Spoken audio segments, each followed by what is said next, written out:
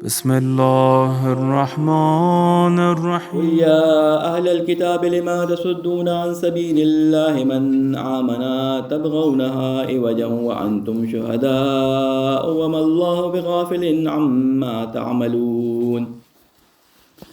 يا أيها الذين آمنوا إن تطيعوا فريقا من الذين أوتوا الكتاب يردوكم بعد إيمانكم كافرين وكيف تكفرون وأنتم تتلى عليكم آيات الله وفيكم رسوله ومن يعتصم بالله فقد هدي إلى صراط مستقيم. يا أيها الذين آمنوا اتقوا الله حق تقاته ولا تموتن إلا وأنتم مسلمون واعتصموا بحبل الله جميعا ولا تفرقوا واذكروا نعمة الله عليكم إذ كنتم أعداء فألف بين قلوبكم فأصبحتم بنعمته إخوانا وكنتم على شفا حفرة من النار فأنقذكم منها كذلك يبين الله لكم آياته لعلكم تهتدون. ولتكن منكم أمة يدعون إلى الخير ويأمرون بالمعروف وينحون عن المنكر وأولئك هم المفلحون. ولا تكونوا كالذين تفرقوا واختلفوا من بعد ما جاءهم البينات وأولئك لهم عذاب عظيم. صدق الله العلی العظیم. صلوات بھیجے محمد والے محمد. السلام علیکم ورحمۃ اللہ وبرکاتہ. سب سے پہلے آپ تمام مومنین کو اور مومنات کو شب ولادت امیر المومنین مولا علی علیہ السلام مبارک ہو، اور ہم سب اپنی جانب سے، اپنے رشتہ داروں کی جانب سے امام زمانہ کی خدمت میں بھی امام علی علیہ السلام کی ہدیہ تبریک شب ولادت کی ہدیہ تبریک پیش کرتے ہیں، اور اللہ تعالیٰ سے دعا کرتے ہیں کہ جس نعمت، جس رحمت اور جس ہستی کو آج کی شب ہمارے لیے اللہ تعالیٰ نے اس دنیا میں بھیجا، اور ان کے فیض سے آج تمام دنیا میں جہاں بھی مسلمان، چاہے وہ جس بھی مکتبہ فکر سے تعلق رکھتے ہوں، ان میں مولا علی علیہ السلام سے محبت کرنے والے لوگ مل جاتے ہیں. جتنے بھی صوفیہ کے سلسلے نکلے ہیں سوائے ایک دو کے، وہ تمام امام علی علیہ السلام سے جو ہے ان کا لنک جڑتا ہے. آپ دنیا میں ہونے والی شاعری میں اگر کسی شخصیت کے بارے میں شاعری ہوئی ہے تو آپ کو نظر آئے گا کہ شاید نعت رسول خدا صلی اللہ علیہ وآلہ وسلم کے بعد سب سے زیادہ منقبتیں اور سب سے زیادہ مد میں جو اشعار کہے گئے ہیں وہ مولا علی علیہ السلام کے بارے میں کہے گئے ہیں. اس میں مسلمان شاعر بھی شامل ہیں، اس میں غیر مسلمان شاعر بھی شامل ہیں. لہٰذا اللہ تعالیٰ سے توفیق مانگتے ہیں کہ اللہ تعالیٰ آج کی اس مبارک شب میں جس مقصد کے لیے ہم یہاں پہ جمع ہوئے ہیں کہ اللہ تعالیٰ کی کتاب کو سمجھنے اور اس کے مطابق عمل کرنے میں جو مشکلات ہیں ان کو ہم سے دور فرما. ہماری گفتگو سورہ آل عمران کے سلسلے میں یہاں تک پہنچی تھی، چل رہی تھی، اور یہاں تک پہنچی تھی کہ آیت نمبر 97 جو کہ حج سے متعلق تھی، اس میں ہم نے تفصیل سے جو ہے وہ بیان کیا تھا کہ وہ کیا شرائط ہیں جن پہ اللہ تعالیٰ نے حج کے لیے حکم دیا ہے، اور کن شرائط کے بعد یہ حج واجب ہوتا ہے. جتنی ہماری اس وقت کو دیکھتے ہوئے ہماری گنجائش تھی بیان کرنے کی، ہم نے تقریباً سوا گھنٹے کے اندر اس کو تفصیل سے بیان کیا تھا. اس کے علاوہ بھی اگر کسی کو اس کے بارے میں سوال ہوں تو وہ علماء سے پوچھ سکتے ہیں، اور باقی جو ان کی گردن پہ حج کے بارے میں ذمہ داریاں بنتی ہیں ان کو ادا کر سکتے ہیں. آج ہماری گفتگو اسی حج کی گفتگو سے مربوط جب آگے بڑھے گی، میں پچھلی دفعہ تفصیل سے اس کو بیان کر چکا ہوں، اس لیے اب مزید اس کو بیان نہیں کروں گا. اگلی آیت سے ہم اس کو شروع کریں گے.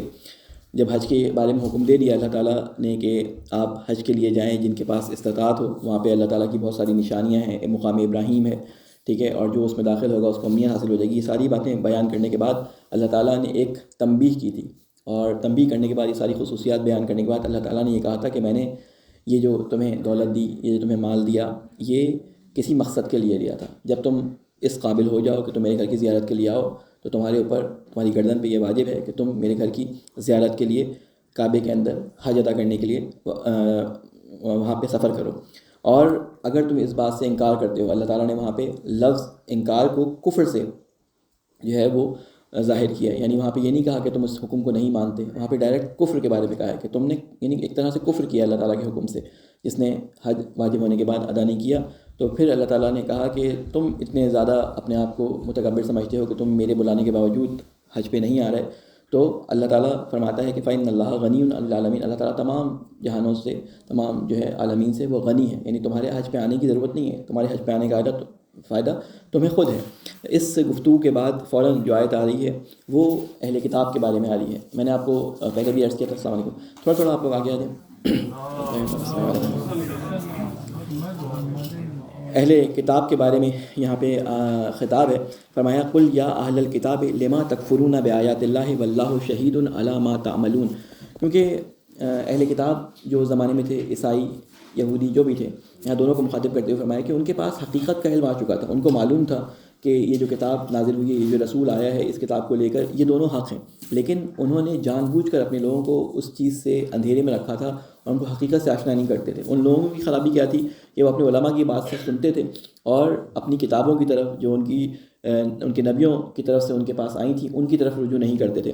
تو انہوں نے کہا کہ اے اہل کتاب لما تکفرون بآیات اللہ، تم کیوں اللہ تعالیٰ کی آیات کا انکار کرتے ہو؟ اللہ تعالیٰ کی آیات کا انکار کرنے سے مراد کیا کہ یہ واضح نشانیاں جو اللہ تعالیٰ نے بیان کی تھی تمہاری کتابوں میں، توریت میں رسول خدا کے آمد کی نشانیاں تھیں، حضرت ابراہیم کی زبان سے دعا تھی کہ آخری زمانے میں میرے لیے ایک نشانی قرار دے، اس کے علاوہ حضرت عیسیٰ علیہ السلام نے کہا تھا کہ میرے بعد ایک نبی آئے گا، اس کا نام احمد ہوگا، یہ تمام باتیں پچھلی کتابوں میں موجود تھیں، تمام آیات کے باوجود تم کیوں انکار کرتے ہو اس حقیقت کا؟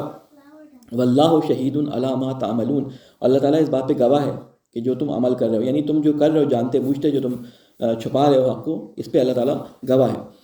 قل یا اہل الکتاب لما تصدون عن سبیل اللہ، چلو یہاں تک تو تم نے یہ اپنی جسے کہتے ہیں کہ بدماشی دکھا لی کہ تم لوگوں کو جو ہے وہ بتا نہیں رہے حق بات، لیکن اگلی بات جو اللہ تعالیٰ کہہ رہے ہیں اس میں ان لوگوں کا کردار کیا تھا کہ یہ لوگوں کو بھی روکتے تھے سیدھے راہ پہ آنے سے، یعنی لوگوں کو بھی اسلام کی طرف جانے سے روکتے تھے، اور اس کا طریقہ کیا کرتے تھے؟ اس کا طریقہ یہ کرتے تھے کہ یہ پچھلی آیات میں سورہ بقرہ میں بھی آیا تھا، سورہ آل عمران میں بھی اشارتاً آیا تھا کہ یہ لوگ کیا کرتے تھے کہ یہ تھوڑے دیر کے لیے مسلمان ہو کے مسلمانوں کے درمیان آ جاتے تھے، کیونکہ ان کا اصل رسوخ مسلمانوں میں زیادہ تھا، ان کی تجارت بہت تھی ان یہودیوں کی، تو مسلمان دیکھتے تھے کہ یہ بڑا آدمی جو ہے وہ مسلمان ہو کے آیا ہے، ایک دن وہ مسلمانوں کے ساتھ بیٹھتے تھے اور شام کو یہ کہتے ہوئے نکل جاتے تھے کہ ہم تو سمجھے تھے کہ اصلی دین ہوگا، لیکن ہم نے آنے کے بعد جب حقیقت کو دیکھا تو یہ تو وہ دین نہیں ہے جس کا ہمیں انتظار تھا، چلے آتے تھے، یعنی مسلمانوں کے دلوں کو بزن کرتے تھے اسلام سے۔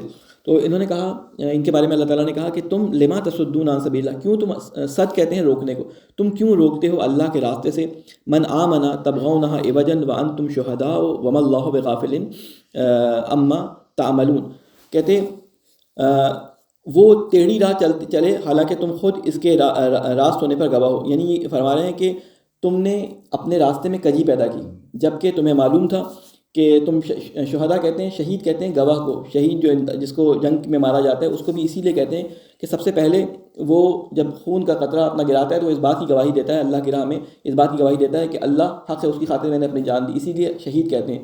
اور اللہ تعالیٰ نے اپنے لیے بھی شہید کا لفظ استعمال کیا، یعنی گواہ کے طور پہ، وہ اللہ تعالیٰ کی توحید کا گواہ ہوتا ہے۔ تو اللہ تعالیٰ نے کہا کہ تم جو ہے ٹیڑھی راہ پہ چلتے ہو، ٹیڑھی راہ دکھاتے ہو لوگوں کو، یعنی تم اسلام سے ہٹاتے ہو حالانکہ تم خود اس کے صحیح ہونے پہ جو ہے وہ گواہ بھی ہو۔ وما اللہ بغافل عما تعملون، اللہ اس بات سے غافل نہیں ہے جو تم عمل کرتے ہو، یعنی ان کے جو چھپ چھپ کے جو عمل ہوتے تھے مسلمانوں کو بھڑکانے کے، مسلمانوں کو دین سے بھگانے کے، مسلمانوں کو روکنے کے، وہ سب اللہ تعالیٰ ان سے واقف تھا۔ اس کے بعد فرماتا ہے یا ایھا الذین آمنوا، اب خطاب مسلمانوں کی طرف آ گیا کہ اے لوگو جو ایمان لے کے آئے ہو، ان تطیعوا فریقا من الذین اوتوا الکتاب یردوکم بعد ایمانکم کافرین، یعنی ان کو تو تنبیہ کرنے کے بعد مسلمانوں کی طرف آئے کہ تمہارا کردار ان کے ساتھ کیا ہونا چاہیے۔ اب فرما رہے ہیں کہ اے لوگوں جو ایمان لائے ہو، اگر تم نے ان اہل کتاب میں سے کسی ایک گروہ کی بات مانی تو یہ تمہیں ایمان سے پھیر کر کفر کی طرف لے جائیں گے۔ یعنی کیا مطلب؟ ایک گروہ کی بات کی ہے، یعنی تم نے ان میں سے ایک گروہ کی بات مانی۔ دیکھیں جب بھی کوئی کفر کی تحریک اٹھتی ہے، جب بھی کوئی باطل کی تحریک اٹھتی ہے تو اس میں سارے لوگ باطل پہ نہیں ہوتے، وہ جو ان کے لیڈرز ہوتے ہیں، وہ جو ان کو لیڈ کر رہے ہوتے ہیں، جو ان کو آگے لے کے چل رہے ہوتے ہیں، انہوں نے لوگوں کو اس طرح سے ہیپنوٹائز کر کے، یا لوگوں کو اس طرح سے غلط جسے کہتے ہیں مس کمیونیکیٹ کر کے غلط راستے کو صحیح کر کے بتایا ہوتا ہے۔ کبھی بھی کوئی باطل دین جو ہے وہ اپنے باطل ہونے کو باطل کے لحاظ سے پیش نہیں کرتا. وہ ہمیشہ قرآن یا اپنی کتابوں سے آیات نکال کے اپنے رسولوں کی بات بیان کر کے مطلب کو اس طرح سے بیان کرتے ہیں کہ لوگوں کو اس سچے راستے سے ہٹا دیتے ہیں. اور یہ صرف ان کے یہاں نہیں ہوتا, یہ ہمارے یہاں بھی ہوتا ہے, یہ ہمارے یہاں بھی ہوتا ہے. اللہ تعالیٰ نے اس کی تنبیہ انہی آیات میں آگے جا کے اللہ تعالیٰ تنبیہ کر دے گا کہ یہ جو قرآن کو تھوڑا تھوڑا لے کے کرتے تھے نا, کہ تم نے قرآن کو قیمہ کر دیا. لفظ عظیم آیا ہے کہ تم نے قرآن کو پارے پارے کر دیا ہے, تم نے قرآن کو ٹکڑے ٹکڑے کر دیا ہے. ان میں سے ہر ٹکڑے میں سے ایک ٹکڑا تم لے لیتے ہو اس پارٹ میں سے, اور اس کی اپنی مرضی سے جو ہے وہ تم اپنا دین قائم کرتے ہو اور دوسروں کے خلاف اس کو بھڑکاتے ہو. ہر فرقے نے اپنے لیے ایک آیت, کچھ روایات خاص رکھی ہوئی ہیں. اگر آپ مختلف محفلوں میں جائیں تو ایک مخصوص آیات آپ کو سنائی جائیں گی, ٹھیک ہے نا. ہماری محفلوں میں آئیں گے تو ہمارے یہاں آیت مبائلہ سنائی جا رہی ہوگی, فلاں آیت سنائی جا رہی ہوگی, آیت جو ہے وہ لیلۃ المبیت والی آیت سنائی جا رہی ہوگی. ان کی محفلوں میں جائیں گے تو ان کو وہ جو غار میں رسول چھپے تھے وہ والی آیات سنائی جا رہی ہوں گی. اور دوسرے محفلوں میں جائیں گے تو مختلف لوگوں نے اپنے لیے کچھ آیات منتخب کر لی ہیں اور اس میں سے وہ اپنے دین کو پورا اس آیت کے گرد گھماتے ہیں, ٹھیک ہے. اللہ تعالیٰ نے کہا اس قرآن کو ٹکڑے ٹکڑے نہیں کرنا, اس قرآن پہ تمہیں پورا جو ہے وہ ایمان لے کے آنا ہے. تو کہتے ہیں اے لوگوں جو ایمان لائے ہو, ان تطیعوا فریقا من الذین, اگر تم ان میں سے کسی گروہ کی اطاعت کرنے لگ جاؤ گے, ٹھیک ہے, اوتوا الکتاب, جن کے پاس کتاب دی گئی, یردوکم, تو وہ پلٹا دیں گے. رد کرنا کہتے ہیں پلٹانے کو. یردوکم, وہ تم سب کو پلٹا دیں گے تمہارے ایمان کے بعد, کافرین, اور تم کفر کرنے لگو گے یا تم انکار کرنے لگ جاؤ گے یا تم اپنے راہ سے ہٹ جاؤ گے. پھر اس کے بعد فرماتے ہیں وَكَيْفَ تَكْفُرُونَ وَأَنْتُمْ تُتْلَىٰ عَلَيْكُمْ آيَاتُ اللَّهِ وَفِيكُمْ رَسُولُهُ وَمَنْ يَعْتَصِمْ بِاللَّهِ فَقَدْ هُدِيَ إِلَىٰ صِرَاطٍ مُسْتَقِيمٍ. اب ایک حیرت کا جملہ, یہ کیف تکفرون, یہ ایک حیرت کا جملہ ہے. عربی میں یہ کیسے یہ ہو سکتا ہے, ہم اردو میں بھی استعمال کرتے ہیں نا کہ یہ کیسے ہو سکتا ہے. مثلا کوئی شخص خلاف توقع کام کر دے جس سے آپ نے کبھی اس کام کو نہ دیکھا ہو تو کہیں کیسے ہو سکتا ہے یہ بات. کسی کے بارے میں آپ بات سنیں کہ فلاں شخص نے یہ کام کر دیا تو آپ کہیں کیسے اس نے کر دیا, اس سے تو یہ امید نہیں تھی. تو اللہ تعالیٰ مسلمانوں کو یہ بات بیان کر رہا ہے کہ تم یہ کام کیسے کر سکتے ہو, کیف تکفرون, کیسے تم انکار کر سکتے ہو, کیوں. اس حیرت کی وجہ کیا ہے, وَأَنْتُمْ تُتْلَىٰ عَلَيْكُمْ آیاتُ اللَّهِ, کہ جب تمہیں اللہ کی آیات سنائی جا رہی ہوں تو اس کے سننے کے بعد تم کیسے انکار کر سکتے ہو دین سے, کیسے تم کفر کر سکتے ہو. اور تمہارے درمیان اس کا رسول موجود ہے, وفیکم رسولہ, اور تمہارے درمیان اس کا رسول موجود ہے. تو یعنی رسول کے ہوتے ہوئے, اس کی کتاب کے ہوتے ہوئے تم کیسے انکار کر سکتے ہو اپنے دین سے, کیسے تم پلٹ سکتے ہو. فقط ہدیٰ الی صراط مستقیم ومن یعتصم باللہ, اور جو اس کا دامن مضبوطی سے تھام لے گا. کس کا دامن تھامے گا مضبوطی سے, کس کا ذکر ہو رہا ہے, کس کا ذکر ہو رہا ہے, قرآن کا اور رسول کا, ٹھیک ہے. وَأَنْتُمْ تُتْلَىٰ عَلَيْكُمْ آیات, یعنی آیات کا ذکر ہو رہا ہے کہ اللہ تعالیٰ کی آیات اس میں بیان کریں, اور تمہارے درمیان رسول بھی ہے. یعنی جب ان کا دامن تم مضبوطی سے تھام کے رکھو گے, فقط ہدیٰ الی اللہ, تو وہ ضرور راہ راست کو پا لے گا, یعنی اس کو ہدایت مل جائے گی. یعنی ہدایت ملنے کا اللہ تعالیٰ نے یہاں قانون بیان کر دیا کہ ہدایت ملے گی کس کو.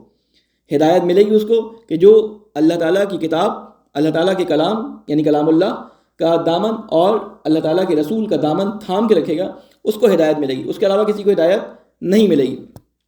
اس کے بعد فرمایا یا ایھا الذین آمنوا اتقوا اللہ حق تقاتہ, یہ بڑی, جسے کہتے ہیں بڑی بھاری آیت ہے. یعنی اس کے بعد اصحاب میں ایک کھلبلی سی مچ گئی تھی. کیوں؟ اس میں فرمایا کہ اے لوگو جو ایمان لائے ہو, اتقوا اللہ, اللہ سے ڈرو, اللہ کا تقوی اختیار کرو, حق تقاتہ, جیسا کہ تقوی اختیار کرنے کا حق ہے. کیونکہ رسول خدا سے ایک روایت ہے کہ اے اللہ, میں تمام عبادات کے باوجود تیری عبادت کا حق نہیں ادا کر پاتا, میں تمام تیری معرفت حاصل کرنے کی کوشش کے باوجود تیری معرفت حاصل نہیں کر پاتا, میں اس کا حق ادا نہیں کر پاتا. تو یہ رسول خدا اکثر فرمایا کرتے تھے, ٹھیک ہے. یعنی میں اللہ تعالیٰ کی عبادت کی حق کو ادا نہیں کر پا رہا. تو یہ کہتے تھے کہ رسول خدا اس بات کو کہتے ہیں, اور مسلمانوں کو اللہ تعالیٰ یہ حکم دے رہا ہے کہ تم تقوی ایسے اختیار کرو جیسا کہ تقوی اختیار کرنے کا حق ہے. تو ہم تو کسی بھی طرح سے کامیاب نہیں ہو پائیں گے, ہم تو اس حق کو ادا ہی نہیں کر سکتے. لیکن اللہ تعالیٰ نے اس میں پھر بعد میں کمی کی. ایک صلوات بھیجیں محمد والے محمد پہ.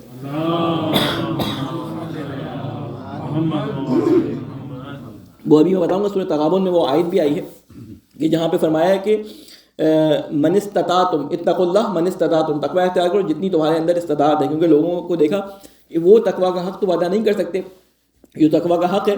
تو کہا کہ ٹھیک ہے, ایسا نہ ہو کہ تم یہ سمجھ کے کہ میں تم تقوی کا حق ادا نہیں کر سکتے تو تم تقوی کی طرف, تقوی کو حاصل کرنے کی کوشش نہ کرو.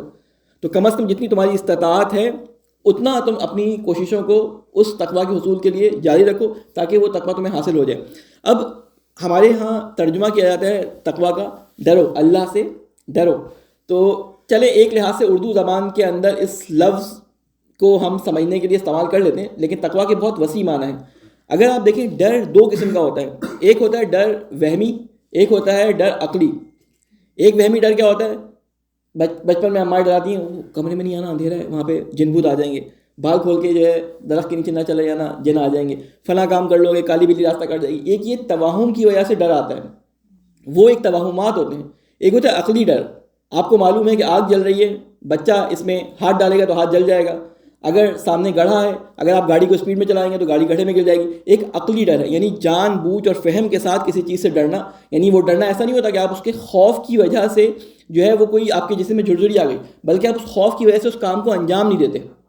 اس خوف کی وجہ سے جو عقلی ڈر ہوتا ہے، اس خوف کی وجہ سے اس کام کو انجام نہیں دیتے. تو ساری جسے کہتے ہیں سارے اسلام یا سارے ایمان کا اور سارے اسلام کا دار و مدار کس چیز پہ ہے؟ دار و مدار اس چیز پہ ہے کہ تمہیں ایک دن اللہ تعالیٰ کے سامنے حاضر ہونا ہے، اور اس اللہ تعالیٰ کے سامنے جب تم حاضر ہوگے تمہیں ان تمام چیزوں کا جواب دینا ہے کہ جو تم دنیا میں کر کے آئے ہو. ٹھیک ہے، سوف تسألون، تم سے جلدی یہ سوال کیا جائے گا کہ تم نے کیا کیا، تم اس دنیا میں کیا کر رہے تھے. اینا تذهبون، قرآن میں بار بار اس بات کی توجہ لائے کدھر چلے جا رہے ہو، تم سے اس بات کا سوال ہوگا. تو کہتے ہیں کہ سب سے زیادہ تمہیں اس بات سے ڈرنا چاہیے کہ جب مجھے آج نہیں معلوم کہ میں کس لمحے اس دنیا سے چلا جاؤں گا، آگے اس کا ذکر بھی آیا ہے، تو تم کیسے اس بات کی امید رکھتے ہو کہ میں ابھی توبہ کر لوں گا، اور اس امید پہ تم گناہ کرتے ہو کہ میں اس کے بعد توبہ کر لوں گا، اور پھر ایک دم سے تمہاری موت آ جاتی ہے اور تم اللہ تعالیٰ کے سامنے حاضر ہو جاتے ہو اسی گناہ کی حالت میں، اور تمہارا سارا ایمان ضائع ہو جاتا ہے. آگے فرما رہا ہے کہ ولا تموتن الا وانتم مسلمون، اور نہیں مرنا مگر اس حالت میں کہ تم مسلمان ہو. اس کا مطلب کیا ہے کہ یہ مسلسل کوشش کا نام ہے، کیونکہ انسان کی موت کا کچھ پتہ نہیں ہوتا، اس لیے انسان کو ہر لمحے اس تقویٰ کے حصول میں، یہ عقلی تقویٰ کے حصول میں جو ہے وہ کوشش کرنی چاہیے کہ وہ کوئی بھی ایسا گناہ نہ کرے. یعنی مسلسل پریکٹس کا نام ہے، یہ مسلسل پریکٹس کا نام ہے کہ انسان مسلسل اس بات میں کوشش کرے کہ کوئی اللہ کے حکم کی مخالفت تو نہیں ہو رہی، کوئی اللہ کا حکم ٹوٹ تو نہیں رہا، کوئی ایسی معصیت تو نہیں ہو رہی کہ خدا نخواستہ اگر میرا ابھی اس دنیا سے جو ہے وہ پروانہ رخصت آ جاتا ہے تو میں اللہ کے سامنے کس منہ سے جاؤں گا. یعنی یہ ایک ایسی یاد ہے، ایک ایسی سوچ ہے، ایک ایسی باؤنڈری ہے کہ جس کو اگر انسان اپنے مد نظر رکھے تو انسان ہمیشہ جسے کہتے ہیں نا کہ اللہ تعالیٰ کی بات کو اپنے بات سے آگے رکھے گا. تو کہہ رہے ہیں کہ تم نے مرنا نہیں ہے اس وقت تک جب تک کہ تم مسلمان نہ ہو جاؤ. اب دیکھیں اسلام کے دائرے سے نکلنا جو ہے وہ ذرا مشکل ہے، اسلام کے دائرے سے نکلنا ذرا مشکل ہے. جب انسان ایک دفعہ اسلام لے آتا ہے، ایمان کے دائرے سے نکل جاتا ہے انسان، لیکن اسلام کے دائرے سے نکلنا ذرا مشکل کام ہے، سختی سے نکلتا ہے. لیکن اللہ تعالیٰ نے یہاں پہ کہا ہے کہ اگر اللہ تعالیٰ سے نہیں ڈرو گے تو اسلام کا دائرہ جو بڑا مضبوط دائرہ ہے، جس کے بارے میں نے کہا ہے کہ اگر کوئی اسلام لیا ہے تو اس کے پچھلے گناہ معاف، اگر کوئی اسلام لیا ہے تو اس پہ تمہاری ایک مسلمان کو دوسرے مسلمان کے اوپر تلوار چلانا حرام، تو وہ ساری باؤنڈریز جو ہیں وہ ختم ہو جائیں گی، وہ باؤنڈریز تمہارے اوپر سے ہٹ جائیں گی اگر تم مسلمان نہیں ہوگے. اور وہ کیا چیزیں ہیں؟ وہ چیزیں ہیں کہ اللہ تعالیٰ کی حدود کو کراس کرنا. اللہ تعالیٰ نے ایک چیز کی حد لگائی ہے، اللہ تعالیٰ کی حدود کو کراس کرنے کا مطلب ہوتا ہے کہ ہم اس حد کو کراس کریں، یعنی اس حکم کو نہ مانیں. اللہ تعالیٰ نے کہا سود نہیں کھانا، ہم کہتے ہیں کہ ہم آج کل کے دور میں سود کھانے پہ مجبور ہیں، یعنی حدود اللہ کو توڑ رہے ہیں. اللہ تعالیٰ نے کہا کہ مثلا نامحرم کے ساتھ ایسے تعلقات جن کی میں نے اجازت نہیں دی ہے ان کو رکھا جائے، اللہ تعالیٰ کی حدود کو وہاں پہ توڑا جاتا ہے. ایسے معاملات کے اللہ تعالیٰ نے حکم دیا کہ تمہیں جو ہے وہ مثلا مردوں کے اوپر ایک خاص پردہ اللہ تعالیٰ نے رکھا ہے، عورتوں کے اوپر ایک خاص پردہ رکھا ہے. دونوں کے پردے کے الگ الگ احکام ہیں. مرد یہ نہ سمجھیں کہ ان کے لیے پردے کے احکام نہیں، ان کے لیے بھی پردے کے احکام ہیں، خواتین کے لیے بھی پردے کے احکام ہیں. وہ پردے سے مراد وہ پردہ نہیں کہ کوئی چادر کی صورت میں ہو، پردے سے مراد وہ کانسیپٹ ہے پردے کا کہ جس کی وجہ سے لوگوں کی عفت معاشرے کے اندر محفوظ رہتی ہے. تو اللہ تعالیٰ کہتا ہے کہ ان حدود کو کراس نہ کرو تاکہ تم اللہ تعالیٰ کے تقویٰ کی طرف آمدن آگے بڑھ سکو، گامزن ہو سکو. اس کے بعد اللہ تعالیٰ فرماتا ہے وَاعْتَصِمُوا بِحَبْلِ اللَّهِ جَمِيعًا، اور تمہیں یہ حکم دینے کے بعد یہ تمہیں کام کرنے ہیں. اب تمہیں طریقہ کار بتایا جا رہا ہے کہ یہ تم کام کیسے کر سکتے ہو کہ تم اللہ کا تقویٰ جو کہ حق ہے اس کو حاصل کر سکو. تم جب مرو تو مسلمان مرو، ٹھیک ہے. تو اس کے لیے تمہیں کرنا کیا ہوگا؟ یعنی یہ چارٹر دیا جا رہا ہے، پہلے حکم دے دیا کہ یہ کام کرنا ہے، اب یہ بتایا جا رہا ہے کہ کس طرح سے کرنا ہے. وَاعْتَصِمُوا بِحَبْلِ اللَّهِ جَمِيعًا، اعتصام کہتے ہیں مضبوطی سے تھامنے کو. اسی لفظ سے جسے کہتے ہیں نا معصوم، اسی لفظ سے نکلا ہے، یعنی معصوم اس سے نہیں نکلا، اعتصام نکلا مضبوطی سے تھامنے کو. اس سے لفظ میرے ذہن میں نہیں آ رہا، میں نے کچھ لفظ لکھے تھے اور بلانا بھول گیا. بہرحال میں اس کو میرے ذہن میں آئے گا تو میں بیان کر دوں گا. تو کہتے ہیں کہ مضبوطی سے اعتصام مضبوطی سے تھام لو، بحبل اللہ، اللہ کی رسی کو، جمیعاً سب کے سب. اب اس میں کافی تفصیلی بحث ہے، میں مختصراً کوشش کرتا ہوں اس کو بیان کرنے کی. کہتے ہیں کہ اللہ کی رسی کیا ہے؟ جب کوئی بات ایسی قرآن مجید کے اندر آئے کہ جس کو سمجھنے کے لیے لوگوں نے اپنی اپنی رائے دی ہو، تو وہاں پہ لوگوں کی رائے نہیں دیکھی جائے گی، وہاں پہ یہ دیکھا جائے گا کہ اللہ کے رسول نے اس کے بارے میں کیا فرمایا ہے، ہمارے پاس حدیث میں اس کے بارے میں کیا ہے.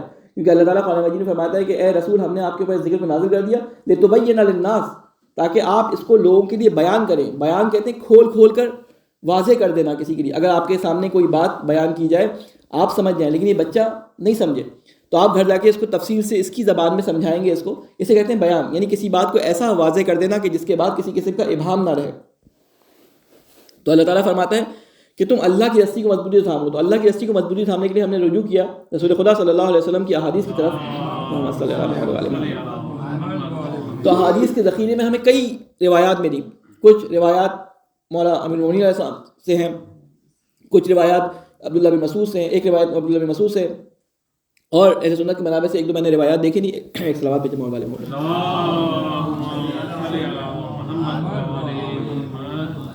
جس میں سے میں خلاصہ آپ کے سامنے بیان کر دیتا ہوں کہ مولا علی علیہ السلام سے نے سوال کیا رسول خدا سے کسی بارے میں. تو رسول خدا ایک طویل حدیث ہے، معجم طبرانی کے اندر اس کو حاکم طبرانی نے اس کو ذکر کیا ہے. اس میں آخر میں اللہ تعالیٰ کے رسول یہ فرماتے ہیں کہ دیکھو اللہ کا تقوی اختیار کرنے کے لیے کیا کیا کرو. اس میں آخر میں فرماتے ہیں کہ تم اللہ کی رسی کو مضبوطی سے تھام لو، یعنی کتاب اللہ کو مضبوطی سے تھام لو.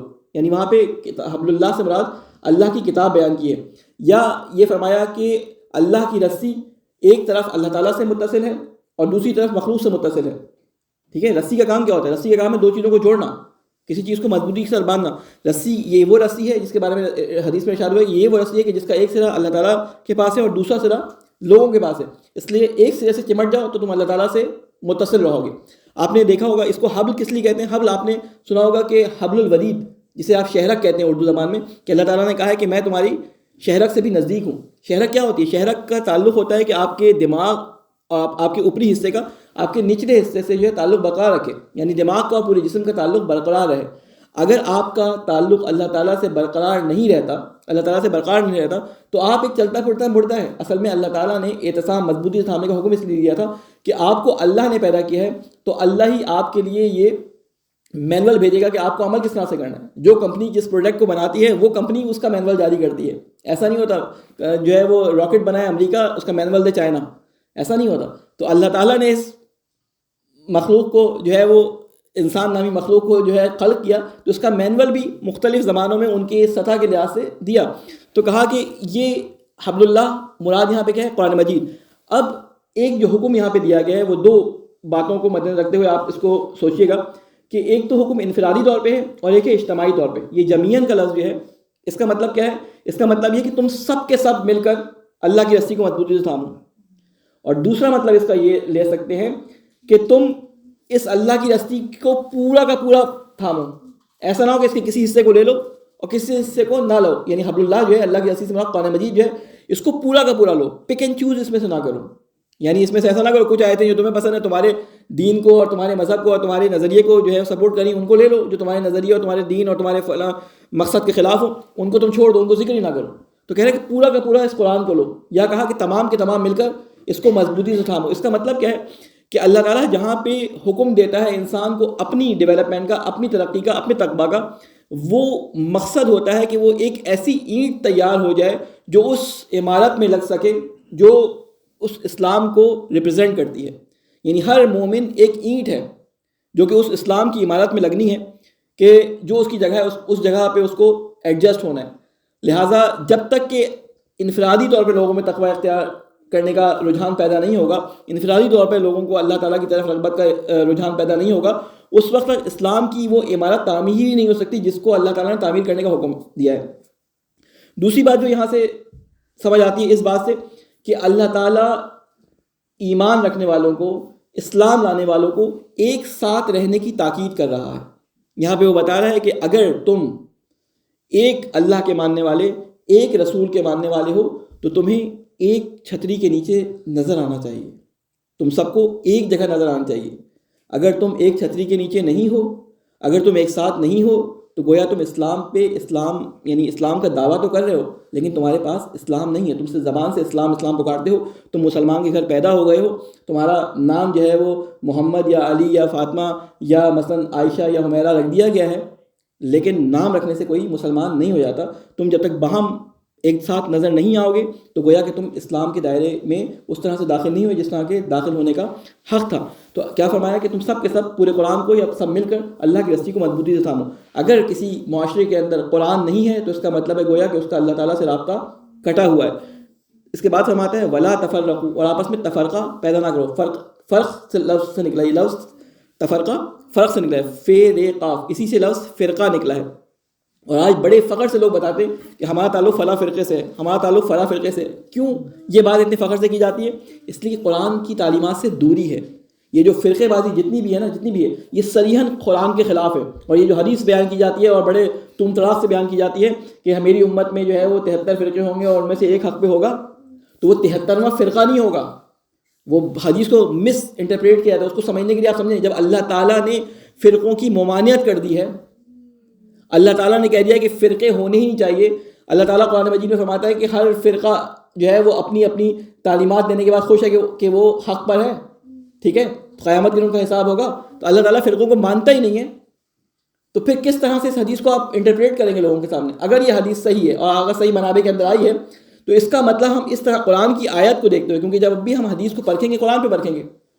اگر وہ قرآن کے خلاف ہے تو ہم چھوڑ دیں گے. اگر ہمیں سمجھ نہیں آ رہی تو ہمیں قرآن کے مطابق اس کو تعبیر کرنے کی کوشش کریں گے. اگر وہ صحیح سند اور صحیح ساری اپنی کوالٹیز کے ساتھ آئی ہے تو ہم اس کو تعبیر کرنے کی کوشش کریں گے. اس کا مطلب یہ ہے کہ ایک ہی گروہ اس میں سے بچا ہے جو آپس میں مل کر لوگوں کو دعوت دے رہا ہے کہ مل کے چلو ایک رسی کے ساتھ, جسے کہتے ہیں چمٹ کے رہو. وہ قرآن مجید ہے, اس کو سمجھ لو, رسول خدا کا دامن تھام لو, وہی جو ہے وہ حق پر ہے. سارے کے سارے جو فرقے ہوئے ہیں جو ٹوٹے ہیں اس گروہ کے ساتھ مل جاؤ. اصل میں یہ مقصد جو ہے وہ صحیح چیز کو انٹرپریٹ کر سکتا ہے کہ آپ فرقہ نام سے اپنے آپ کو انٹروڈیوس کبھی نہ کرواؤ, نہ اپنے آپ کو فرقہ سمجھیں اگر آپ اپنے آپ کو حق سمجھتے ہیں. کیونکہ کوئی بھی جو اپنے آپ کو مختلف مسالک سے جڑا ہوا سمجھتا ہے وہ کوئی یہ نہیں کہتا کہ میں حق پہ نہیں ہوں. اس کے پاس وہ دلائل موجود ہیں جس کی بنا پہ وہ اپنے آپ کو حق سمجھتا ہے. آپ کے پاس جس طرح سے دلائل موجود ہیں آپ حق پر ہیں, اس کے پاس بھی وہ دلائل موجود ہیں کہ وہ حق پر ہے. آپ اس چیز کو سمجھیں کہ دیکھیں 1400 سال پہلے یہ دین ہمارے درمیان جو ہے وہ آیا, اور اس کے بعد اس دین کو دبانے کے لیے بنو امیہ جیسے اور مختلف شر پسند, جسے کہتے ہیں ذہنی طور پہ, جسے کہتے ہیں نا کہ جو ذہنی ٹیررسٹ تھے, انہوں نے ذہنوں کو مسمار کر دیا. ذہنوں میں دین کی حقیقت کو اس طرح سے مسمار کر دیا, حدیثوں کے بارے میں حدیثوں کو جسے کہتے ہیں کہ غلط کوٹ کیا, حدیثیں جعلی جو ہے وہ جال کروائی حدیثیں. تو سوچیں اسلام کو برے طریقے سے پیش کرنے کی کوشش کی گئی. تو ایسے حالات کے اندر جس شخص کے پاس ایک حدیث آئی ہے اور اس نے سارے اپنے روایات کے طریقے کو دیکھنے کے بعد کہا کہ رجال کے حساب سے بھی صحیح ہے, درایت کے حساب سے بھی صحیح ہے, کوئی راوی بیچ میں مسنگ نہیں ہے, وہ حدیث اس کے نزدیک نظر یعنی بالکل صحیح حدیث ہے, اس کے مطابق وہ ہاتھ باندھ کے نماز پڑھتا ہے. وہ کبھی اس میں نماز نہیں پڑھتا کہ رسول خدا نے ہاتھ کھول کے نماز پڑھی تھی میں ہاتھ باندھ کے پڑھوں گا. اس کے پاس حدیث رسول کی بات ایسے پہنچی کہ وہ ہاتھ باندھ کے نماز پڑھ رہا ہے. آپ کے پاس حدیث اس طرح سے پہنچی کہ ہاتھ کھول کے رسول خدا نے نماز پڑھی ہے, تو وہ رسول خدا یا اللہ کی مخالفت پہ کام نہیں کر رہا ہوگا. اس کے پاس پہنچی اس طرح سے, ایک وقت میں واضح ہو جائے گی. یہ چھوٹی چھوٹی جو فرعی پرابلمز ہوتی ہیں اس کی وجہ سے کسی کو کافر قرار نہیں جا سکتا کہ کس کا ہاتھ ناف سے اوپر ہے, کس کا ہاتھ سے ناف سے نیچے ہے, اور کس کا ہاتھ کھلا ہوا ہے. اس کی بنیاد پہ کسی کے کفر اور ایمان اور اسلام کا جو ہے وہ موازنہ نہیں کیا جاتا. اسلام اور کفر کا موازنہ اس بات پہ کیا جاتا ہے کہ یہ اللہ کو مانتا ہے, رسول کو مانتا ہے, اس کی تعلیمات پہ چلتا ہے. یہ اسلام میں ہونے کی اس کی دلیل ہے. اللہ تعالیٰ کے احکامات پہ وہ چلتا ہے یا نہیں چلتا. اگر وہ اللہ تعالیٰ کے احکامات پہ چلتا ہوا اپنا نام کچھ بھی رکھے وہ مسلمان ہے. کہنے سے مسلمان کوئی نہیں ہوتا. میں نے آپ کو پہلے بھی ایک دفعہ کہا تھا کہ مسلمان ایک ورب ہے. مسلمان کام کرنے والے کو کہتے ہیں جو کام کر رہا ہو. نام رکھنے سے مسلمان نہیں ہوتا کہ میرے مسلمان ماں باپ تھے تو میں مسلمان ہوں. تو مسلمان کی تعریف اللہ تعالیٰ نے کسی اور طریقے سے بیان کی ہے, ہم نے اپنے ذہن میں مسلمان کچھ اور سمجھا ہے. آج میں جو ہے وہ مثال کے طور پہ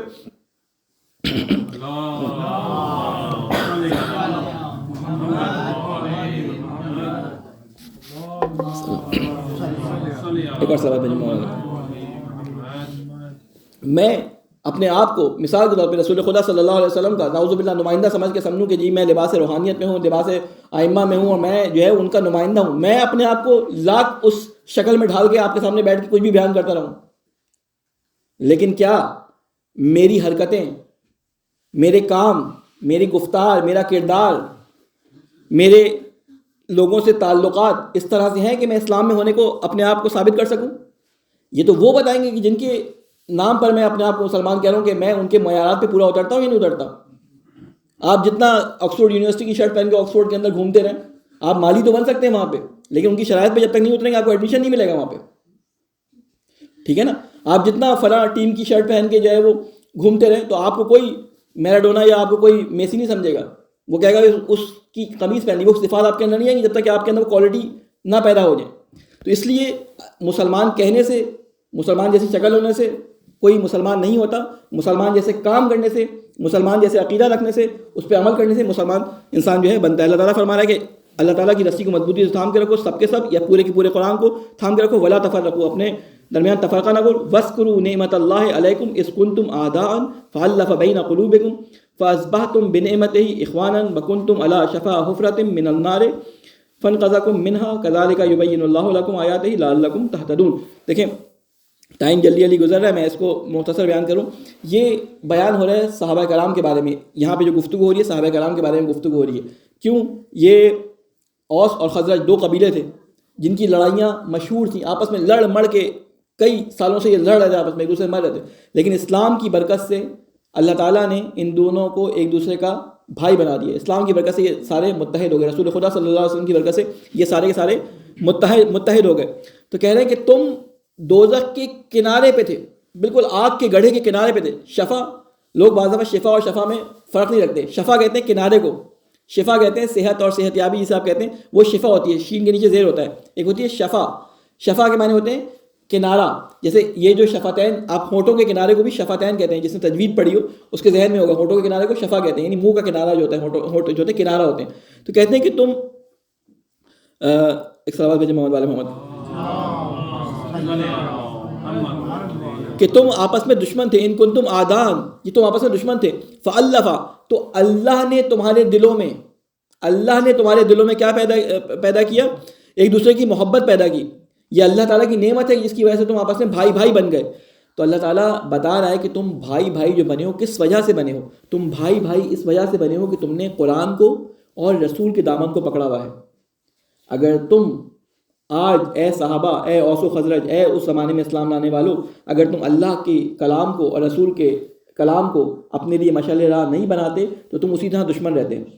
تو اے آج کے 2024 کے اندر، جنوری 2024 کے اندر رہنے والوں، اے اپنے آپ کو مسلمان کہنے والوں، تم بھی جہنم کے کنارے پہ کھڑے ہو جب تک تمہارے درمیان تفرقہ ہے، تم بھی آگ کے کنارے پہ کھڑے ہو۔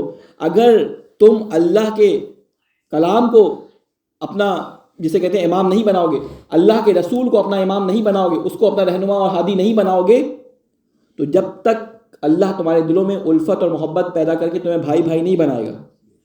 لہٰذا اگر آپس میں بھائی بھائی بننا چاہتے ہو تو جو چیز مشترک ہے تمہارے درمیان وہ ہے قرآن اور رسول خدا صلی اللہ علیہ وسلم کی ذات، اس پہ ایک ساتھ متفق ہو جاؤ۔ دیکھیں اللہ تعالیٰ نے اختلاف سے منع نہیں کیا، لیکن اللہ تعالیٰ نے تفرقے سے منع کیا۔ اختلاف ہوتا ہے، نظریات کا اختلاف ہو سکتا ہے، عقائد کا اختلاف ہو سکتا ہے، لیکن توحید پہ سب ایک ہیں، رسالت پہ سب ایک ہیں، قیامت پہ سب ایک ہیں۔ یہ تین بنیادی عقائد ہیں جو اسلام کے لیے شرط ہیں۔ اگر اس پہ عقیدہ ہے تو وہ آپ کا بھائی ہے۔ اللہ تعالیٰ نے کہا ہے کہ تم ایک دوسرے کو، اللہ تعالیٰ نے تمہارا بھائی بنایا، اگر تم اس رسول کو، اس کو فالو کرو، اللہ تعالیٰ کے احکامات کو فالو کرو، تو اللہ تعالیٰ خود تمہارے دلوں میں محبت ڈال دے گا۔ لیکن اگر نہیں کرو گے تو ساری عمر لڑتے رہو گے، نہ تم مسلمان ہوگے صحیح سے، نہ تم تقوی حاصل کر سکو گے۔ تو یہ اس کو ریورس انجینئرنگ اگر کریں تو آپ کو وہ سارا سینیریو سامنے آ جائے گا، کس طرح سے آپس میں اتحاد ہو سکتا ہے۔ اور وہ اتحاد کا واحد ذریعہ قرآن مجید کو سمجھنا، قرآن مجید پہ عمل کرنا ہے، اور جس کو ہمیں شدت سے اسے ہمارے معاشرے کے اندر کنڈیم کر دیا گیا۔ لوگ یہ سمجھتے ہیں کہ قرآن کو پڑھنا نعوذ باللہ پتہ نہیں کیسا گناہ ہے کہ اگر قرآن کو ترجمے کے ساتھ پڑھ لیا تو پتہ نہیں کون سا گناہ ہو جائے گا۔ یہ چیزیں رائج ہو گئی ہیں، قرآن تو ہمیں سمجھ ہی نہیں آتا۔ تو لہٰذا قرآن مجید کو زیادہ سے زیادہ جسے کہتے ہیں سمجھنے کی کوشش کریں، اور اس طرح کی محافل آپ لوگ کم از کم اس کو لیڈ کریں مختلف جگہوں پہ، مختلف علاقوں میں، کہ آپ اس کو پروموٹ کریں لوگوں کو کہ بھائی یہ محافل ہونی چاہیے۔ اتنے سارے علماء آپ کے پاس موجود، 4 5 علماء، شہروں میں ایک عالم نہیں ہوتا بعض شہروں میں، اور میں حال دیکھ چکا ہوں جن شہروں میں عالم نہیں ہوتا ان کمیونٹیز کا کیا حال ہوتا ہے۔ ٹھیک ہے نا, دور سے آ کے 3 دن میں کوئی کسی کو کوئی کچھ نہیں کر سکتا. تو آپ کے پاس 4 5 علماء یہاں موجود ہیں, آپ مختلف علاقوں میں ان علماء سے, مختلف علاقوں میں آپ کے دوست ہیں, یہ پوڈلک اور یہ پارٹیاں اور یہ ساری چیزیں ہمارے درمیان ہوتی رہتی ہیں, ہر علاقے میں ہوتی ہوں گی. تو ان کو کہیں کہ آپ 10 منٹ کا قرآن کا لیکچر رکھیں, 10 منٹ کا قرآن کے بارے میں آپ لیکچر رکھیں, لوگوں کو قرآن کے بارے میں آشنا تو کریں, ان کو پتہ تو چلے. اور اگر عالم نہ آئے تو پھر ان کی گردن پہ, آپ کم از کم اس بات سے بری نہیں ہوں گے کہ آپ نے عالم کو بلایا, نہیں آیا تو قرآن آپ کے پاس تھا, قرآن کو سمجھنے کے لیے اللہ تعالیٰ نے آپ کو عقل دی تھی, اللہ تعالیٰ نے آپ کو زبان کا فہم دیا تھا, سمجھنے کے بارے میں آپ سے کہا تھا کہ اس کو پڑھو, جہاں سمجھنا ہے کسی عالم سے پوچھ لینا, سارے ذرائع آپ کے پاس ہیں, انٹرنیٹ ہے آپ کے پاس, تفاسیر ہیں آپ کے پاس, اس زمانے میں تو بہت آسان ہے. تو اس چیز کو آپ لوگوں کا کام ہے پھیلانا, کیونکہ اللہ تعالیٰ نے کہا مل کے کام کرو. تو بہرحال اس کو ہم کوشش کرتے ہیں کہ جلدی جلدی اس کو ختم کر لیں. آیتیں میں نے بہت ساری پڑھ دی تھی, جہاں تک ہو سکے گا انشاءاللہ اس کو ختم کریں گے. پھر اللہ تعالیٰ فرماتا ہے کہ کذالک یبین اللہ لکم آیاتہ لعلکم تہتدون, اسی طرح اللہ بیان کرتا ہے اپنی آیات کو شاید کہ تم ہدایت پا جاؤ.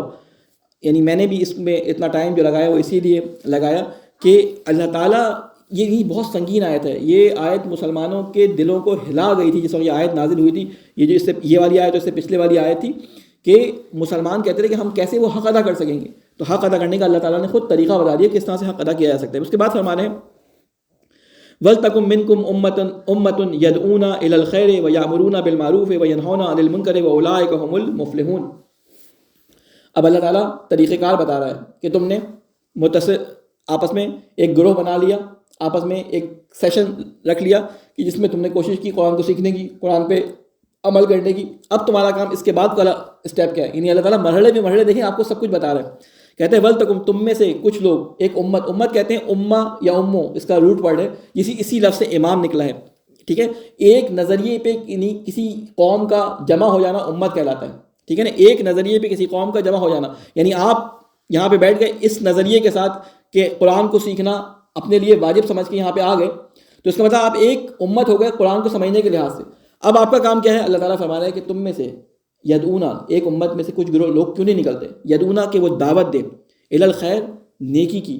یعنی یہ جو خیر تمہارے لیے قرآن کی صورت میں آیا ہے, لوگوں کو دعوت دیں کہ لوگ اس خیر کو حاصل کرنے کی کوشش کریں, لوگ اس خیر کو سمجھنے کی کوشش کریں. خیر کہتے ہیں ہر وہ نیکی جو انسان کو اللہ تک پہنچا دے. خیرکم من تعلم القرآن وعلمہ, رسول خدا کی حدیث ہے. تم میں سے بہترین آدمی وہ ہے, یہ نیکی بہترین وہ ہے کہ تم اللہ کے قرآن کو سمجھو اور لوگوں کو سمجھاؤ.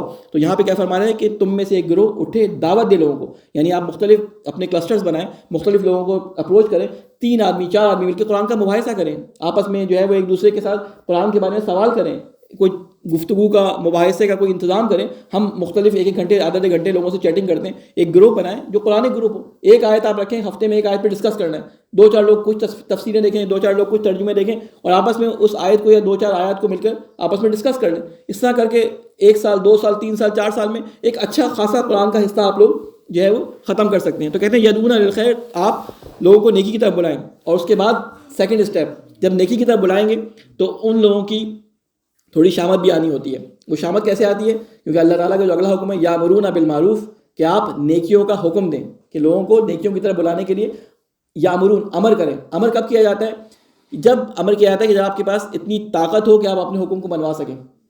امر جو ہے وہ اس وقت ہوتا ہے, مطلب پاکستان جو ہے وہ امر کرنے کی پوزیشن میں نہیں ہے کہ اپنے عوام کو کسی بات کا امر کرے, یا پاکستان امریکہ کو کسی بات کا امر کرے. امر ہمیشہ اس وقت کیا جاتا ہے کہ جب آپ کے ہاتھ میں کوئی طاقت ہوتی ہے. اس کا مطلب کیا ہے کہ مسلمانوں کو ایک ایسا نظام, ایک ایسا انسٹیٹیوشن بنانا چاہیے کہ ان کے انڈر کچھ لوگ ان کی بات سنتے ہوں. یعنی ایک ایسی حکومت ہونی چاہیے, ایک ایسا نظام ہونا چاہیے, ایک ایسا سسٹم ہونا چاہیے جسے ہم امامت کا سسٹم کہتے ہیں. ایک ایسا سسٹم ہونا چاہیے کہ جہاں پہ اللہ تعالیٰ کے رولز کو بیان کیا جائے, اللہ تعالیٰ کے رولز کو اپلائی کیا جائے, اور اللہ تعالیٰ کی کتاب کے اندر جو احکام ہے ان کا امر کیا جائے, حکم دیا جائے کہ اس کام کو انجام دو. یہ اللہ تعالیٰ کی طرف بڑھنے کا کام ہے. اس لیے جب ایک اسلامی معاشرہ قائم ہوتا ہے تو اس میں کچھ جگہ پہ زبردستی کی جاتی ہے, کیونکہ لوگوں کو پتہ نہیں ہوتا, لیکن بعد میں ان کو پتہ چلتا ہے اس کی افادیت کے بعد کہ یہ کام ان کے لیے فائدہ مند تھا یا یہ کام ان کے لیے فائدہ مند نہیں تھا. وَيَنْهَوْنَ عَنِ الْمُنكَرِ, اور برائی سے روکو ان کو. اب اس میں بڑی تفصیل ہے, میں اس میں نہیں جا رہا. وَأُولَٰئِكَ هُمُ الْمُفْلِحُونَ, بے شک وہی لوگ جو ہیں وہ فلاح پانے والے ہیں. وَلَا تَكُونُوا كَالَّذِينَ تَفَرَّقُوا وَاخْتَلَفُوا مِن بَعْدِ مَا جَاءَهُمُ الْبَيِّنَاتُ وَأُولَٰئِكَ لَهُمْ عَذَابٌ عَظِيمٌ, اور ان لوگوں کی طرح نہ ہو جانا. اب قرآن کریم وہ سارے قصے اور واقعات پچھلی قوموں کے بیان کر چکا ہے. ٹھیک ہے, اللہ تعالیٰ نے حضرت موسیٰ کے واقعات, قوم سمود کے واقعات، قوم عاد کے واقعات، قوم لوط کے واقعات، حضرت یوسف کے بھائیوں کے واقعات، وہ سارے قصے کہانیاں اللہ تعالیٰ نے، کہانیاں سے مراد وہ ہے کہ وہ حقیقتیں جو اس زمانے میں گزری یا تمثیل کی صورت میں اللہ تعالیٰ نے قرآن مجید میں مختصراً اس کو بیان کر دیا. کیوں بیان کیا؟ وہ اس لیے بیان کیا کہ ان لوگوں نے ان کاموں کی وجہ سے آپس میں تفرقہ ڈالا تھا. اس وجہ سے یہ کام کرنے کی وجہ سے ان میں فرقے فرقے ہو گئے تھے. تم وہ کام نہ کرنا. یہ مسلمانوں کو تعلیم دی جاتی ہے، تم وہ کام نہ کرنا. کب نہ کرنا؟ من بعد ما جاءہم البینات، جبکہ تمہارے پاس واضح نشانیاں آ چکی ہیں. بینات کہتے ہیں کھلی ہوئی نشانیاں، بینہ کہتے ہیں نشانی کو. اور آپ کو معلوم ہے کہ نشانی ہوتی کیا ہے؟ جب آپ جا رہے ہوتے ہیں نا، آیات بھی اسے کہتے ہیں، ٹھیک ہے نا، آیات کہتے ہیں نشانی کو. نشانی کسی منزل کا پتہ دے رہی ہوتی ہے. جب آپ کسی جگہ جا رہے ہوتے ہیں تو یہ راستے میں پرانے زمانے میں اگر آپ نے پاکستان میں دیکھا ہو، ابھی بھی ہوتے ہیں، اب تو بورڈ لگ گئے، پہلے وہ پتھر لگے ہوتے تھے، سنگ میل جسے آپ کہتے تھے، اس پہ لکھا ہوتا تھا کہ مثلا فلاں شہر اتنے کلومیٹر پہ، یا فلاں رائٹ ٹرن سے فلاں شہر آ جائے گا، فلاں لیفٹ ٹرن سے. یہاں پہ آپ کو بورڈ پہ لکھا ہونا جاتا ہے. یہ نشانی ہوتی ہے. یہ نشانی منزل نہیں ہوتی، یہ نشانی آپ کو راستے تک جانے کا پتہ بتا رہی ہوتی ہے. تو یہ آیات قرآنی جو ہیں، یہ پڑھنا ہدف نہیں ہے، ان کو پڑھ کر اس مقصد تک پہنچنا ہدف ہے کہ جہاں تک یہ آیات قرآنی پہنچانا چاہ رہی ہیں. تو اس لیے بغیر سمجھے جو قرآن پڑھا جاتا ہے بالکل ایسی ہے جیسے آپ راستے میں بورڈ پڑھ کے اس کے نیچے کھڑے رہو اور منزل پہ پہنچنا چاہیں. مثلا آپ جہاں پہ وڈ برج جا رہے ہیں، شاہ نجف، ٹھیک ہے، امام بارگاہ آپ کو جانا ہو، یہاں پہ لکھا ہے مثلا وڈ برج اس طرف ہے، آپ اس وڈ برج کے بورڈ پہ نظر دوڑائیں اور اس کے نیچے کھڑے ہو کے پڑھتے رہے وڈ برج وڈ برج وڈ برج. کبھی آپ وڈ برج پہنچیں گے؟ نہیں پہنچیں گے نا. اسی طرح خالی قرآن کی تلاوت کر کے شاید وہ ثواب تو مل جائے آپ کو، لیکن وہ ہدف جس راستے تک پہنچانے کے لیے قرآن آیا تھا اس راستے تک آپ کبھی نہیں پہنچ پائیں گے. اس لیے قرآن کو سمجھ کے پڑھنا ہے. قرآن ان لوگوں کے درمیان آیا تھا جو عربی سمجھتے تھے. تو جب آپ کو قرآن سمجھنا ہے تو یا تو عربی تھوڑی بہت سیکھنی پڑے گی، اور جب تک عربی نہیں سیکھتے تو ترجمے سے کام چلانا پڑے گا. تو اللہ تعالیٰ کیا فرماتا ہے کہ ولا تکونوا، ان لوگوں کی طرح نہیں ہو جانا، تفرقوا، جنہوں نے آپس میں فرقے بنائے، آپس میں تفرقہ ڈالا، واختلفوا، اور اختلاف کیا، من بعد، اس کے بعد کہ جب ان کے پاس آیات آ چکی تھی، نشانیاں آ چکی تھیں، واولئک لہم عذاب عظیم. تو یہ کوئی چھوٹی بات نہیں ہے کہ انہوں نے یہ سارے کام کیے، اختلاف کیے اور تفرقے ڈالے. ان کے لیے عذاب عظیم ہے، یعنی ایک دردناک عذاب ہے، ایک بڑا، جسے کہتے ہیں نا کہ ہیبت ناک عذاب ان کے لیے اللہ تعالیٰ نے رکھا ہوا ہے. اور اس عذاب میں ہوگا کیا؟ بس آخری آیت پڑھ کے میں، بلکہ ایک آیت اور پڑھ کے میں اس کو ختم کرتا ہوں. یوم تبیض وجوہ و تسود وجوہ، کہتے ہیں اس دن کچھ چہرے جو ہیں وہ سفید ہوں گے اور کچھ چہرے جو ہیں وہ سیاہ ہوں گے. سیاہ سفید سے مراد یہ نہیں کہ کالے شکل سے کالے ہوں گے اور شکل سے گورے ہوں گے، نہیں، یعنی وہ ان کے اعمال کی، جسے کہتے ہیں کہ نورانیت، یا ان کے اعمال کی کراہت ان کے چہروں پہ ہوگی، جس سے وہ پہچان لیے جائیں گے. سورہ اعراف میں اللہ تعالیٰ فرماتا ہے نا کہ وہ اپنے چہروں سے پہچانے جائیں گے، ٹھیک ہے نا. ان کے چہرے دیکھ کے بتا دیا جائے گا کہ وہ کس طرف کی پارٹی ہے. جہاں پارٹی ہو رہی ہے وہاں کے، یا جہاں دوسری والی نشستیں، جسے کہتے ہیں کہ سندل کے، جسے کہتے ہیں شربت اور شراب اور غلمان اور حوریں، اس طرف کے پارٹی ہو رہی ہے، سمجھ. اس طرف لطیفے لوگوں نے مشہور کیے ہوئے کہ جی اس طرف جو ہے دیگیں پک رہی ہیں، ایک صرف جنت میں ہوتا ہے کنارے پہ دیکھ رہا ہوتا ہے، دوزخ میں دیگیں پک رہی ہیں، اور ادھر اس کو پھر وہی ایک مثلا ایک مرغے کی بوٹی اور ایک روٹی دے دی جاتی ہے. یہ ہے تو لطیفہ، لیکن بات بتانے کے لیے یہ بیان کیا ہے. تو وہ کہتا ہے یار میں جنت پہ اتنی محنت کرنے کے بعد پہنچا، مجھے روزانہ ایک پلیٹ میں ایک کھانا مل جاتا ہے، وہاں دیکھو کتنا لمبا چوڑا جو ہے مینیو دیگیں چڑھی ہوئی ہیں، ٹھیک ہے، کیونکہ سارے کے سارے دیگیں چڑھانے والے وہاں موجود ہوتے ہیں. جو یہاں بھی دیگیں چڑھا رہے ہوتے ہیں وہاں بھی دیگیں چڑھا رہے ہوتے ہیں، ان کا مقصد اسی دیگیں چڑھانا ہوتا ہے، ٹھیک ہے. تو اب ہوتا کیا ہے کہ اب اللہ تعالیٰ یہاں پہ فرما رہا ہے کہ فذوقوا العذاب بما کنتم تکفرون. کہتے ہیں کہ ان کا منہ سیاہ ہوگا، کیوں؟ اس لیے کہ نعمت ایمان پانے کے بعد انہوں نے کافرانہ رویہ اختیار کیا تھا. اچھا، تو اب اس کفران نعمت کا صلہ تم عذاب کی صورت میں چکھو. تو اللہ تعالیٰ ڈرا رہا ہے کہ دیکھو یہ تو اعمال انجام دے رہے ہو، یہ تمہیں بظاہر یہاں نظر نہیں آ رہا، لیکن کیا تم اپنے چہروں سے وہاں پہچانے ہوگی، سیاہی اور سفیدی تمہارے چہروں پہ نظر آئے گی. بالکل اس طرح مثال بچوں کو سمجھانے کے لیے سے بیان کر دوں کہ جب کمپیوٹر میں وائرس آتا ہے تو کمپیوٹر کی شکل دیکھ کے آپ یہاں نہیں بتا سکتے کہ اس میں وائرس ہے. کمپیوٹر رکھا ہو، بند کمپیوٹر رکھا ہو، تو آپ اس کو دیکھ کے نہیں بتا سکتے. یا آپ اس کو آن کرتے ہیں تو وہ سارا اینٹی وائرس جو پکڑ کے بتاتا ہے کہ اس میں کتنے کتنے وائرس اور ٹروجنز آ چکے ہیں اس کے اندر، تو وہ ہمارے اندر چل رہا ہے، ہمیں نظر نہیں آ رہا. ابھی ہمارے آثار اور خیالات جو عارفانہ اور صوفیانہ، جسے کہتے ہیں نا کہ وہ ایک 7th حص رکھتے ہیں، وہ کچھ علماء ایسے ہیں جو دیکھ کے بتا دیتے ہیں کہ انسان کس نوعیت کا، کس شکل کا انسان ہے اصل میں. امام صادق علیہ السلام کی حدیث آپ کو یاد ہوگی محمد، کہ جب حج پہ مولا سے کسی نے کہا کہ مولا اس دفعہ تو اللہ تعالیٰ نے زائرین کی تعداد، جو خانہ خدا کے زائرین کی تعداد کتنی بڑھا دی ہے. تو مولا نے کہا کہ ان 2 انگلیوں کے درمیان دیکھو. ان 2 انگلیوں کے درمیان جب دیکھا تو اس میں ہاتھی، گھوڑے، بندیاں، پتہ نہیں کون کون سے جانور تھے. کہتے ہیں مولا یہ کیا ہے؟ کہتے ہیں کہ ان میں سے بہت کم انسان ہیں اور اکثر جانور ہیں، کیونکہ ان کے کام جانوروں والے ہیں، ان کے کام حیوانوں والے ہیں. بہرحال بہت ساری باتیں رہ گئیں، بس اس آیت کو پڑھ کے میں اس کو ختم کرتا ہوں.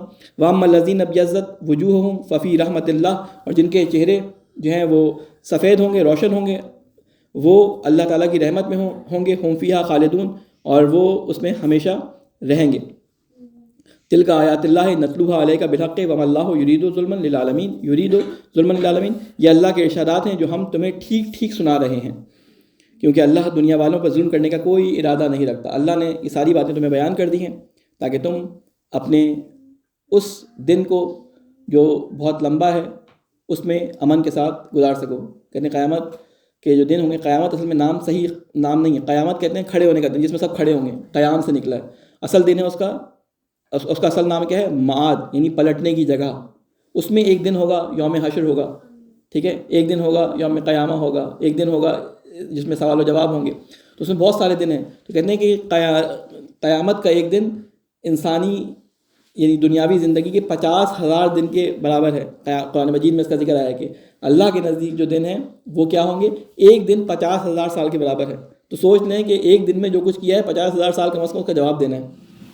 تو جب بھی کوئی کام کریں تو علماء اس کے بارے میں، بس بات کو اس آیت کو یہاں پہ ختم کر رہا ہوں، علماء اس کے بارے میں ایک بڑی اچھی بات بیان کرتے ہیں کہ دیکھو، اگر تم چاہتے ہو کہ قیامت کے دن تمہارا حساب کتاب کم ہو اور حساب کتاب سے تمہاری جلدی جان چھوٹ جائے، تو روزانہ اپنا حساب کتاب خود کر لیا کرو. جب تم اپنا حساب کتاب خود کر لو گے تو قیامت کے دن تمہارا حساب کتاب خود تمہارے لیے بھی آسان ہوگا حساب دینا، کیونکہ حساب کتاب اسی کا کیا جاتا ہے جو حساب کھولتا ہے کہیں پہ. جو کوئی عمل ہی نہ کرے اور صبح سے اس نے کچھ کیا ہی نہ ہو تو وہ رات کو اپنا کیا محاسبہ کرے گا. اس لیے 3 باتیں علماء جو عرفان ہے اور اخلاق ہیں وہ بتاتے ہیں کہ تم 3 کاموں پہ توجہ دو. وہ کیا ہے؟ مشاہدہ، مراقبہ اور محاسبہ. یہ 3 ایم یاد رکھیں، میم یاد رکھیں.